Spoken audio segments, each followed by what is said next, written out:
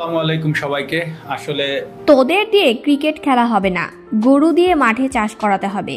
শ্রীলঙ্কার বিপক্ষে one day series হারা দেখে লাইভে এসে সবাইকে অপমান করে একই বললেন মাশরাফি বিন মুর্তজা। বিস্তারিত দেখুন পুরো ভিডিওতে। দর্শক, হার দিয়ে শ্রীলঙ্কার বিপক্ষে ওয়ানডে সিরিজ শুরু করেছিল বাংলাদেশ। তবে দ্বিতীয় ওয়ানডে জিতে সিরিজে সমতায় ফেরায় টাইগাররা। ফলে তৃতীয় ও শেষ ওয়ানডে ম্যাচটি ছিল সিরিজ নির্ধারণী।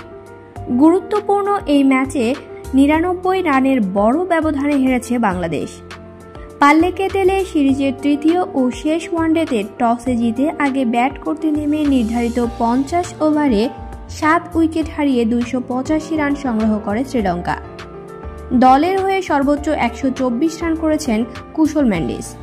জবাবে খেলতে নেমে ৩৯ ওভার ৪ বলে সবকটি উইকেট হারিয়ে ১৮৬ রানের বেশি করতে পারেনি বাংলাদেশ।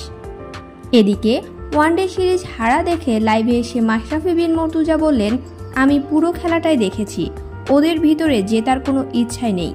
ক্রিকেটাররা খেলার জন্য নামে না, কেননা তাদের ভিতরে জেতার কোনো আগ্রহ দেখলাম না।